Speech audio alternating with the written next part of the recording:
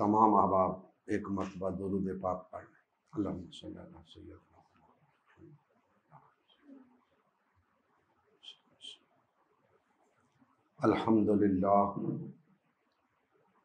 الحمدللہ رب العالمین والصلاة والسلام علی سید الانبیاء والمرسلین وعلی آلہ واصحابہ اجمعین، اما بعد فاعوذ باللہ من الشیطان الرجیم، بسم اللہ الرحمن الرحیم۔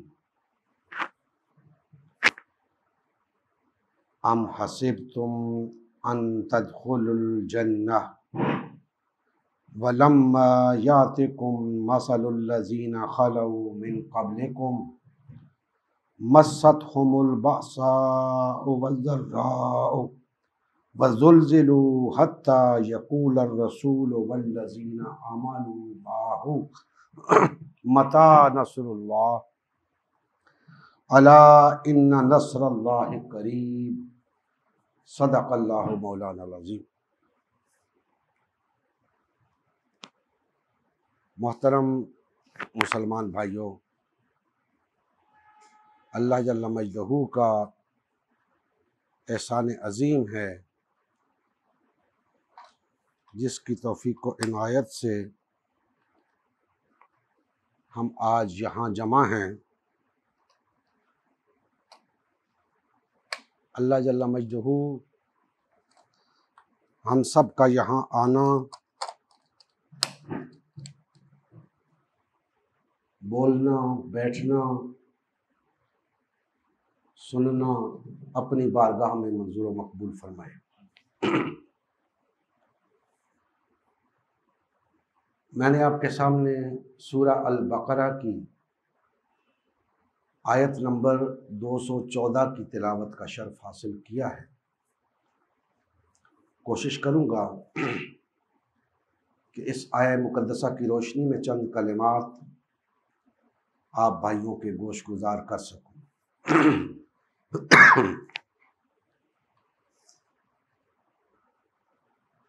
جیسا کہ آپ کے علم میں ہے کہ ہم سلسلہ وار عبادت کے موضوع پہ گفتگو کر رہے ہیں، اور عبادت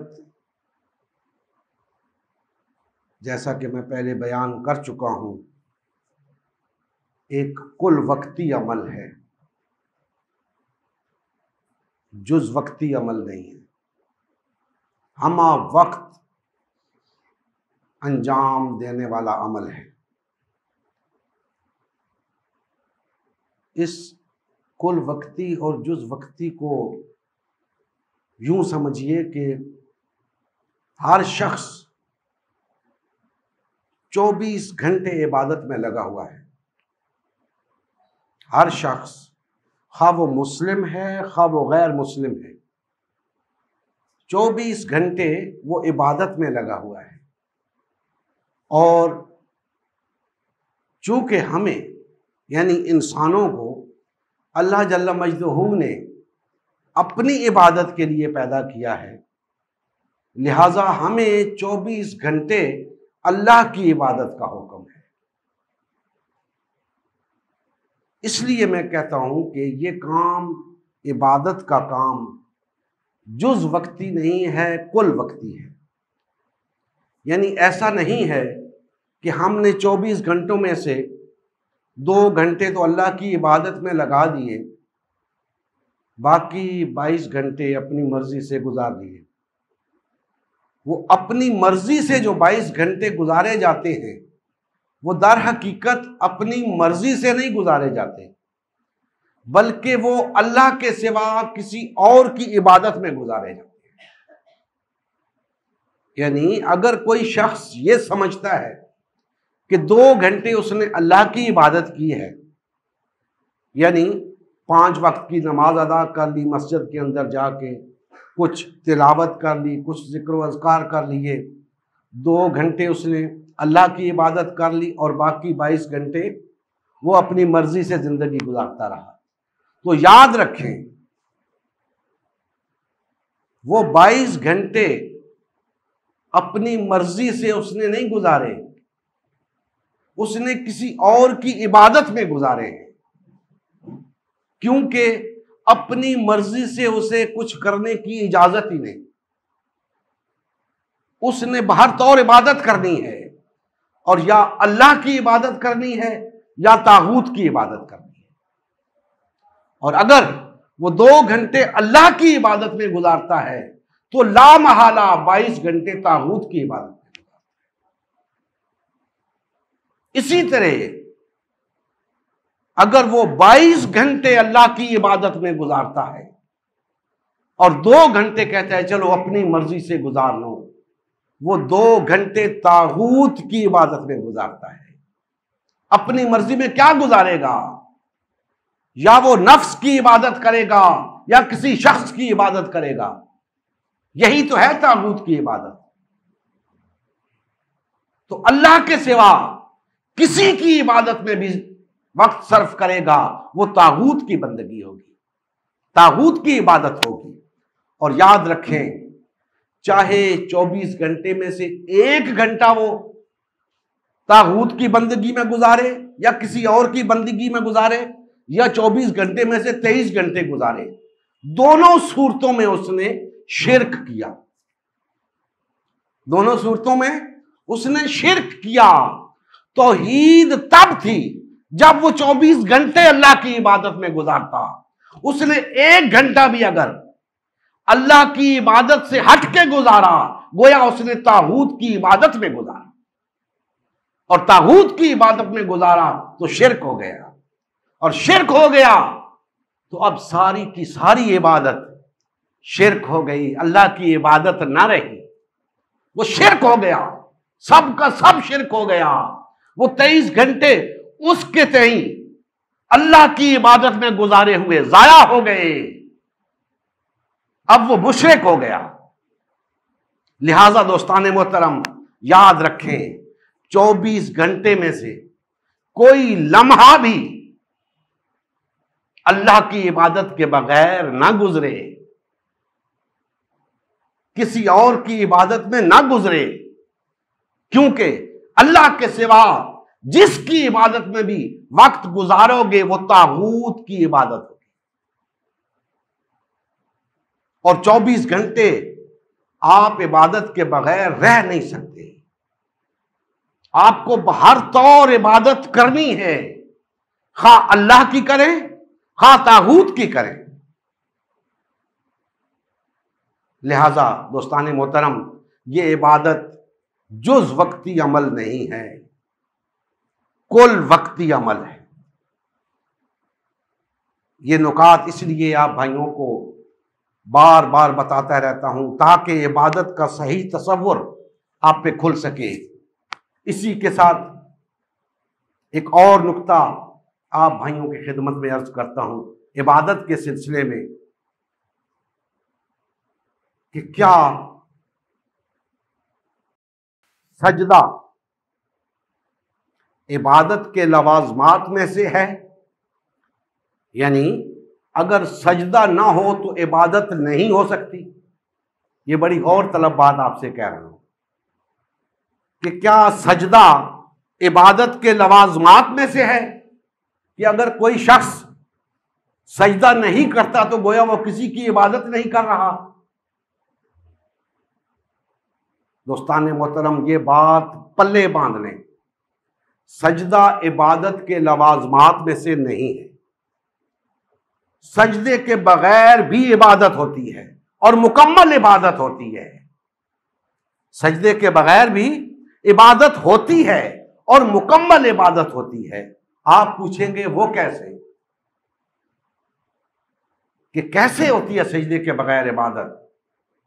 دوستان محترم، شروع سے لے کے آج تک طاغوت کی جو عبادت ہو رہی ہے اس کے اندر سجدہ لازم نہیں ہے۔ طاغوت کی جو عبادت ہو رہی ہے اس میں سجدہ لازم نہیں ہے، وہ سجدے کے بغیر ہوتی ہے اور مکمل ہوتی ہے، وہ سجدے کے بغیر ہوتی ہے۔ آج بھی دیکھ لیں، طاغوت کی عبادت جہاں جہاں ہو رہی ہے، طاغوت کبھی نہیں کہتا مجھے سجدہ کرو، اسے پتہ ہے سجدے کے بغیر میرا کام چل جاتا ہے، اسے پتہ ہے سجدے کے بغیر ہی عبادت ہوتی ہے، اور سجدے کے بغیر بھی عبادت ہوتی ہے۔ لہذا آپ کو جو نقطہ سمجھانا چاہتا ہوں، اگر کوئی شخص اس ظلم میں مبتلا ہے کہ میں اللہ کو سجدہ کرتا ہوں لہذا میں کسی اور کی عبادت کر ہی نہیں سکتا، تو یاد رکھو سجدہ کسی اور کو ہو سکتا ہے، عبادت کسی اور کی ہو سکتی ہے۔ اگر سجدہ اللہ کو کرتے ہو اس کے باوجود کسی اور کے عبادت گزار بن سکتے ہو، کیوں؟ طاغوت کی عبادت کے لیے سجدے کی ضرورت نہیں ہے۔ ہم اسی مغالطے میں پڑے رہتے ہیں کہ چونکہ ہم اللہ کو سجدہ کرتے ہیں لہذا سوال ہی پیدا نہیں ہوتا کہ ہم کسی اور کی عبادت کریں، حالانکہ کسی اور کی عبادت کے لیے سجدے کی ضرورت ہی نہیں ہے۔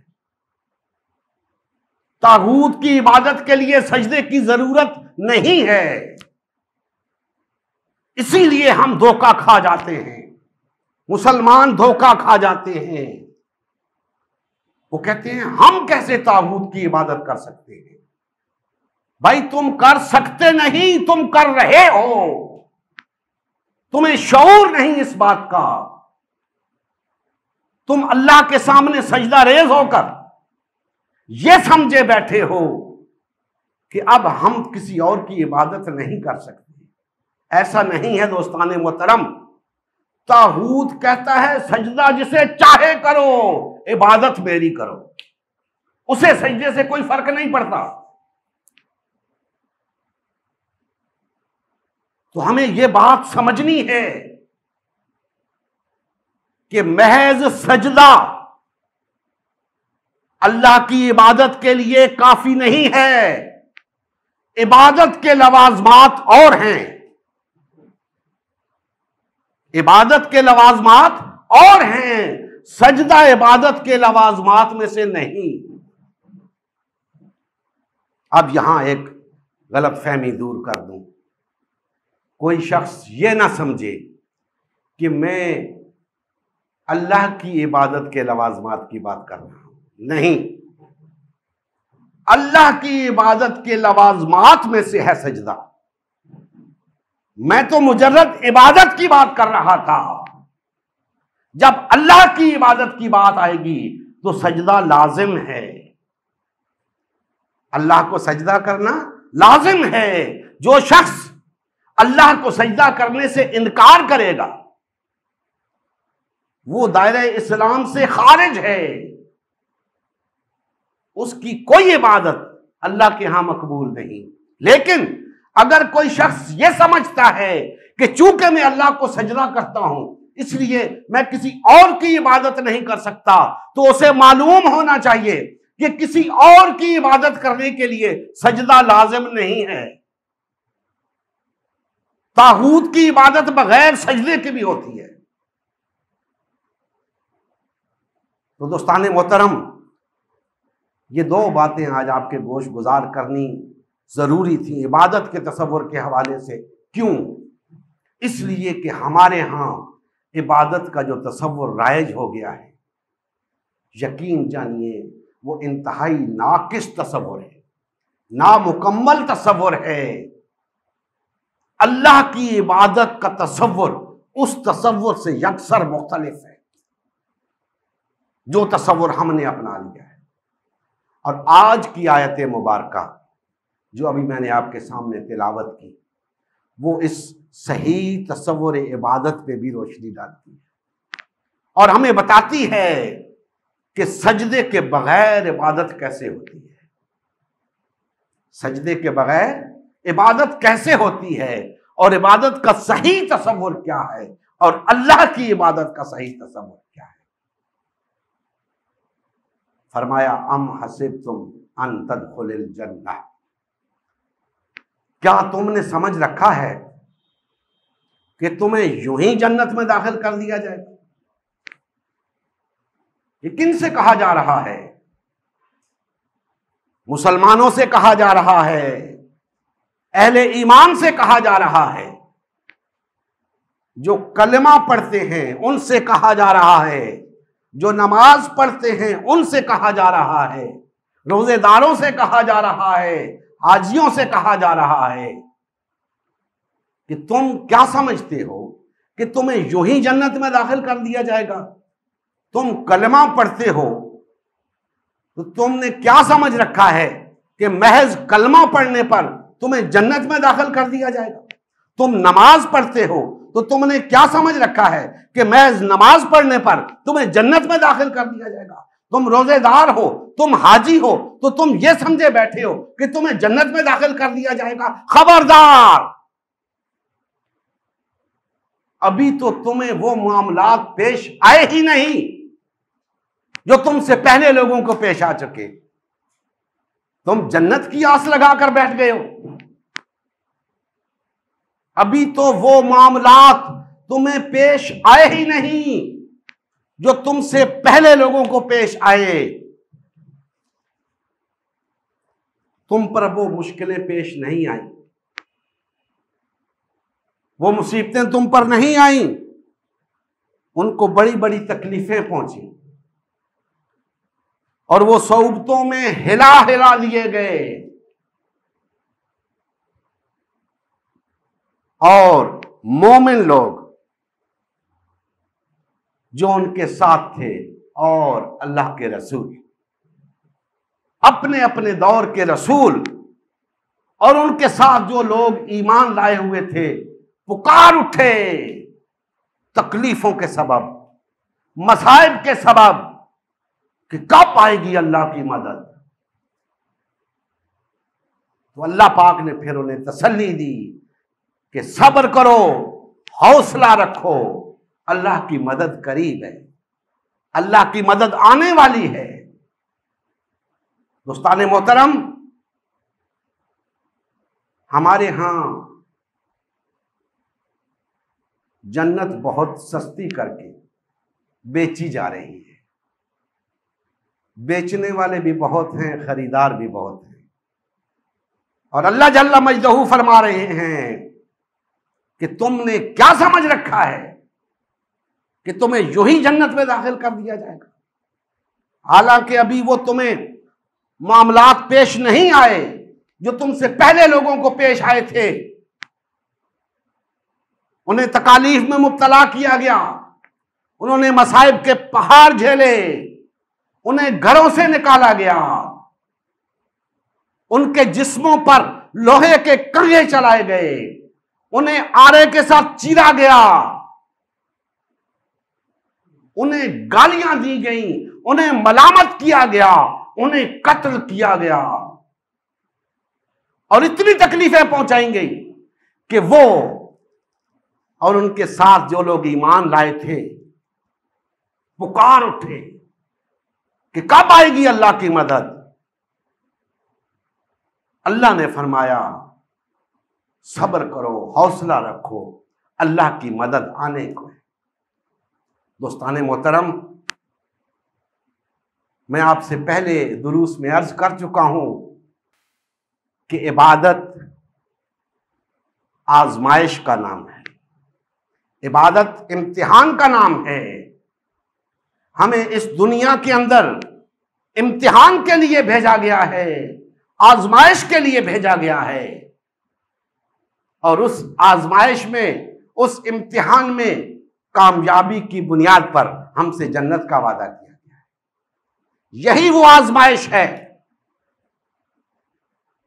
یہی آزمائش ہے جس کا اللہ جل مجدہ یہاں ذکر فرما رہے ہیں کہ اے راہ حق کے مسافرو، اے ایمان لانے والو، یاد رکھو یوں ہی جنت میں داخلہ ممکن نہیں جب تک تمہیں ان حالات سے نہ گزرنا پڑے جن حالات سے تم سے پہلے لوگ گزر چکے، مصیبتوں کے پہاڑ جنہوں نے جھیلے۔ تمہیں اس راستے میں ہوا کیا ہے؟ تم نے اس راستے میں کون سی تکلیف اٹھائی ہے تمہیں تو کوئی ایک گالی دے دے، تم دوسری دفعہ دین کا نام نہیں لیتے، تم کہتے ہو بے عزتی ہو گئی، تم تو ڈر جاتے ہو۔ اللہ کا ڈر تمہارے دل میں ہے نہیں، طاغوت کا ڈر تمہارے دل میں بیٹھا ہوا ہے، باطل اور طاغوت کے سامنے آنے سے ڈرتے ہو اور بات کرتے ہو جنت کے حصول کی۔ ایمان کے تقاضے تو پورے کرو، باطل اور طاغوت کی آنکھوں میں آنکھیں ڈال کر بات کرو۔ انبیاء کرام علیہ السلام اور ان کے ساتھ ایمان لانے والوں نے کیوں تکلیفیں اٹھائیں؟ مسئلہ کیا تھا؟ یاد رکھیں، تمام انبیاء کرام علیہ السلام کے ادوار میں باطل اور طاغوتی طاقتیں مستحکم تھیں، طاقتور تھیں، چھائی ہوئی تھیں، غالب تھیں۔ جب جب اللہ کے انبیاء علیہ السلام نے دعوت حق لوگوں کے سامنے رکھی، انبیاء علیہ السلام اور ان پر ایمان لانے والے کم تعداد میں ہوا کرتے تھے، قلیل ہوا کرتے تھے، کمزور ہوا کرتے تھے، بے سر و سامان ہوا کرتے تھے۔ باطل اور طاغوتی طاقتیں ان پر ظلم ڈھاتی تھی، انہیں تکالیف پہنچاتی تھیں۔ جو حربہ آزما سکتے تھے وہ آزماتے تھے۔ انبیاء کرام اور ان کے ساتھیوں کو اس دعوت سے روکنے کے لیے، لیکن انبیاء کرام اور ان کے اصحاب، ان کے ساتھی اس دعوت حق سے باز نہیں آتے تھے۔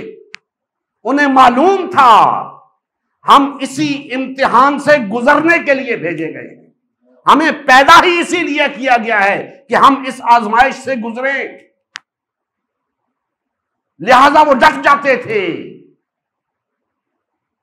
اللہ کو اپنا رب کہہ کر پھر اس پر ڈٹ جاتے تھے، پھر دنیا کی کوئی طاقت انہیں اس راستے سے ہٹا نہیں سکتی تھی۔ وہ ہر طرح کی تکالیف اٹھاتے تھے، مصیبتیں اٹھاتے تھے، گھر بار چھوڑے انہوں نے، بیوی بچے چھوڑے انہوں نے، مال اسباب چھوڑا، وطن چھوڑے، مال لٹایا، جانیں لٹائیں، لیکن اس آزمائش میں ناکام نہیں ہوئے، اس آزمائش میں پورا اترے۔ تو دوستان محترم، یہ عبادت کا وہ پہلو ہے جو آج مسلمانوں کی نظروں سے اوجھل ہے۔ آج مسلمان محض اللہ کی بارگاہ میں سجدہ ریز ہو کر یہ سمجھ بیٹھا ہے کہ میں اللہ کا عبادت گزار ہو گیا ہوں، اب جنت مجھ پر واجب ہو گئی ہے، جہنم مجھ پہ حرام ہو گئی ہے۔ نہیں دوستان محترم، ابھی تم جنت سے بہت دور ہو، جہنم کی طرف بھاگے بھاگے جا رہے ہو۔ ہوش کے ناخن لو، رجوع کرو قرآن کی طرف، سنت نبوی کی طرف، دیکھو کہ قرآن عبادت کے بارے میں کیا بتاتا ہے، دیکھو کہ نبی کریم صلی اللہ علیہ وآلہ وسلم اور صحابہ کرام نے کس طرح عبادت کی۔ سمجھو عبادت کے تصور کو، اور اس جز وقتی عبادت کے تصور سے نکل آؤ، کل وقتی عبادت کی طرف آ جاؤ، ہمہ وقت اللہ کے عبادت گزار بن جاؤ، تب کام چلے گا۔ اور ہمہ وقت اللہ کا عبادت گزار بننے کے لیے باطل اور طاغوت سے ٹکر لینا لازم ہے، اور باطل اور طاغوت سے ٹکر لینا مذاق نہیں ہے، باطل اور طاغوت کا سامنا کرنا مذاق نہیں ہے۔ آج مسلمان کے اندر وہ جرأت ہی نہیں رہی۔ مسلمان کیا، ان کے رہنماؤں کے اندر، ان کے پیشواؤں کے اندر، ان کے علماء کے اندر وہ جرأت ہی نہیں ہے کہ یہ ظالم حکمران کے سامنے کلمہ حق کہہ سکیں، یہ باطل اور طاغوتی طاقتوں کے سامنے کھڑے ہو سکیں۔ ان کے اندر وہ جرت ہی نہیں ہے. کیسے یہ اللہ کی عبادت کریں گے؟ آپس میں لڑنے میں بہت تیز ہیں، ایک دوسرے کو کافر اور مشرک کہنے کے لیے بہت تیز ہیں، ایک دوسرے کو قتل کرنے میں بڑے ماہر ہیں، لیکن باطل اور طاغوت کے سامنے آتے ہوئے انہیں ڈر لگتا ہے کہ کہیں مر نہ جائیں. ارے موت سے ڈرو گے تب بھی تمہیں موت آئے گی، نہیں ڈرو گے تب بھی موت آئے گی. ڈرو تو صرف اس سے جس سے ڈرنے کا حق ہے، صرف اللہ کی ذات سے ڈرو. موت تو تمہیں ہر حال میں آئے گی. جیل میں بیٹھے ہو تب بھی موت آئے گی، باطل کے ساتھ برسرے پیکار ہو تب بھی موت آئے گی، بستر پر لیٹے لیٹے مر رہے ہو تب بھی موت آئے گی. موت سے کیا ڈرنا؟ ڈرو تو اس سے جس سے ڈرنے کا حق ہے، اس کے سوا کسی سے نہ ڈرو.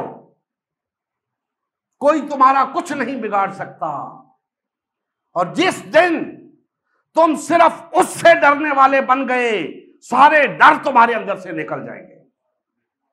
اور جب تک یہ باقی ڈر تمہارے اندر ہیں اس کا ڈر تمہارے اندر نہیں بیٹھے گا. دوستان محترم، عبادت کا یہ تصور جو اس آیہ کریمہ میں آپ کے سامنے آیا ہے اس کو ملحوظ خاطر رکھیں اور اس چکر سے نکل آئیں کہ ہم مسلمانوں کے گھر پیدا ہو گئے، ہم نے کلمہ پڑھ لیا، ہم نماز پڑھتے ہیں، اب جنت تو ہماری جاگیر ہے. نہیں، اللہ پاک نے واشگاف الفاظ میں فرما دیا ہے، کسی غلط فہمی میں نہ رہنا.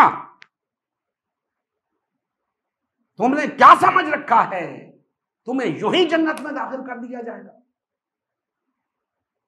تمہیں چھوٹی چھوٹی باتوں پر جنت میں داخل کر دیا جائے گا؟ جنت بڑے خاص لوگوں کے لیے ہے. جنت کے لیے لوگوں نے قربانیاں دی ہیں،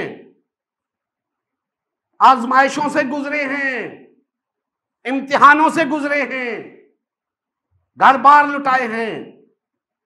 تم نے کیا کیا ہے جنت کے حصول کے لیے؟ سجدے، کلمے، وظیفے، ان سے جنت نہیں ملے گی. جنت اس سے ملے گی جس کے بارے میں اللہ جل مجدہ نے بتایا ہے. یاد رکھیں، پورے قرآن مجید کے اندر جنت کا وعدہ دو چیزوں پر ہے، ایمان اور عمل صالح. ایمان اور عمل صالح، یہ عمل صالح کی تعریف ہے جو آج آیت مبارکہ میں نے بیان کی. اس کو کہتے ہیں عمل صالح. ہم نے نہ جانے کیا سمجھ رکھا ہے عمل صالح کو. ہم ان چیزوں کو عمل صالح کہتے ہیں جو غیر مسلم بھی کرتا ہے، ہم بھی کرتے ہیں. ارے عمل صالح وہ عمل ہوتا ہے جو صرف مسلم کر سکتا ہے، کیونکہ اس کے لیے ایمان کی شرط ہے. عمل صالح کے لیے ایمان کی شرط ہے، وہ صرف مسلم کر سکتا ہے. لہذا دوستان محترم، یہ آیت مبارکہ ہمیں بتا رہی ہے کہ عمل صالح کیا ہوتا ہے. بے شک وہ اچھے اعمال ہوتے ہیں جو مسلم بھی کرتے ہیں، غیر مسلم بھی کرتے ہیں، لیکن عمل صالح غیر مسلم نہیں کر سکتا. عمل صالح کے لیے اللہ کی خاطر کچھ کرنا ہوتا ہے، اور اللہ کی خاطر صرف صاحب ایمان کچھ کر سکتا ہے. اس لیے عمل صالح کے ساتھ ایمان کی شرط ہے. تو یہ عمل صالح کی تفسیر ہوئی ہے کہ لوگوں، تم نے کیا سمجھ رکھا ہے کہ یوں ہی جنت میں داخل کر دیے جاؤ گے؟ نہیں، جب تک تم ایمان کے ساتھ ساتھ عمل صالح اختیار نہیں کرو گے جنت نہیں ملے گی. اور عمل صالح کیا ہے؟ قرآن بھرا پڑا ہے. میں نے تو ایک آیہ مقدسہ آپ کے سامنے رکھی، قرآن بھرا پڑا ہے عمل صالح کی تعریف سے، عمل صالح کی وضاحت سے، اور ہر جگہ یہی بیان ملے گا کہ اللہ کی خاطر کچھ کرو، اللہ کی خاطر جیو، اللہ کی خاطر مرو، اللہ کی خاطر مال خرچ کرو، اللہ کی خاطر جان کو لگاؤ، اپنی صلاحیتوں کو لگاؤ، اپنی توانائیوں کو لگاؤ۔ تو دوستان محترم، یہ سب عمل صالح کا مفہوم ہے جس کی بنیاد پہ جنت کا اللہ جل مجدہ نے وعدہ کیا ہے، اور پھر بتایا اللہ جل مجدہ نے ساتھ کہ جب لوگ عمل صالح اختیار کرتے ہیں، میرے لیے اٹھ کھڑے ہوتے ہیں، باطل اور طاغوت سے ٹکر لینے کے لیے اٹھ کھڑے ہوتے ہیں، خواہ و تعداد میں کم ہوتے ہیں لیکن اپنے ایمان کے بل بوتے پہ اٹھ کھڑے ہوتے ہیں، تکالیف اٹھاتے ہیں، مصیبتیں برداشت کرتے ہیں، میری خاطر مال خرچ کرتے ہیں، گھر بار چھوڑتے ہیں، اپنی صلاحیتیں توانائیاں صرف کرتے ہیں، پھر باطل اور طاغوت یہ سب ظلم ان پہ روا رکھتا ہے، سارے ظلم ڈھاتا ہے، حتیٰ کہ میرے بندے پکار اٹھتے ہیں، یا اللہ ہم تیری خاطر سب کچھ کر رہے ہیں، تیری مدد کب آئے گی؟ تو نے وعدہ کیا تھا کہ پہلے میری مدد کرو پھر میں تمہاری مدد کروں گا، یا اللہ ہم تو تیری مدد کر رہے ہیں، تیری مدد کب آئے گی؟ پھر اللہ پاک فرماتے ہیں میرے بندو حوصلہ رکھو، صبر کرو، میں سب کچھ دیکھ رہا ہوں، تم یہ مصیبتیں برداشت کرو، اس آزمائش میں پورا اترو، میں تمہیں پختہ کرنا چاہتا ہوں، آزمائشوں سے گزار کر، امتحان سے گزار کر تمہیں کندن بنانا چاہتا ہوں، تاکہ جس نظام کی باغ ڈور تمہارے ہاتھوں میں دی جانے والی ہے وہ نظام قائم رہے، وہ نظام مستحکم ہو، اس نظام کی بنیادیں مضبوط ہوں، لہذا تمہیں ان آزمائشوں سے گزار کر اتنا پختہ کر دیا جائے کہ پھر دنیا کا کوئی لالچ تمہیں اس نظام میں تخریب کرنے کی اجازت نہ دے، تم پھر اس نظام کے ذریعے انسانیت کی فلاح کا سبب بنو، لوگوں کی نجات کا ذریعہ بنو، لہذا گھبراؤ مت، صبر سے کام لو، میں سب کچھ دیکھ رہا ہوں، میں سب کچھ جانتا ہوں، ان قریب تمہیں فتح نصیب ہوگی، ان قریب میری مدد نازل ہوگی۔ تو دوستان محترم، ہمیں اپنے آپ کو اس قابل بنانا ہے کہ اللہ کی مدد ہمارے لیے آئے، اس کے لیے ہمیں پہلے اللہ کی مدد کے لیے تیار ہونا ہے، اس کے لیے پہلے عمل صالح اختیار کرنا ہے، اس دعوت کو لے کے اٹھنا ہے، لا الہ الا اللہ کی دعوت کو، اس کو لے کے اٹھنا ہے، باطل اور طاغوت کو یہ باور کرانا ہے کہ اب باطل اور طاغوت کے دن گنے جا چکے ہیں، اب وہ زیادہ دیر اپنے اقتدار کو قائم نہیں رکھ سکتا، اب اس روئے زمین کے اوپر اللہ کا اقتدار قائم ہوگا، جب اس عزم کے ساتھ، اس ایمان کے ساتھ ہم میدان عمل میں اتریں گے، عمل صالح کو اختیار کریں گے، اللہ جل مجدہ کی مدد و نصرت آئے گی، پھر آپ دیکھیے گا اس روئے زمین کے اوپر جب حق آ جاتا ہے باطل بھاگ جاتا ہے۔ آج باطل کیوں ڈٹا ہوا ہے، طاغوتی طاقتیں کیوں ڈٹی ہوئی ہیں؟ ان کے سامنے حق ہے ہی نہیں،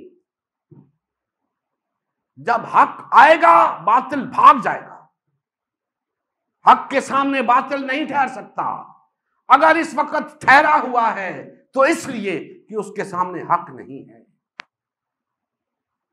دوستان محترم، ہمیں اٹھنا ہے، اللہ کی مدد کے لیے، اللہ کے دین کے غلبے کے لیے، اس کے لیے ہمیں چاہے جو قربانی دینی پڑے، جو تکالیف اٹھانی پڑے، مال خرچ کرنا پڑے، اپنی صلاحیتیں صرف کرنی پڑے، جان لٹانی پڑے، جو کچھ کرنا پڑے، ہمیں بہر طور اٹھنا ہے، اپنے سب بھائیوں کو اپنے ساتھ ملانا ہے اور ایک طاقتور جماعت بن کے ہم نے باطل اور طاغوت سے ٹکر لینی ہے، باطل اور طاغوت کے اقتدار کا خاتمہ کر کے اللہ کی حاکمیت کو قائم کرنا ہے۔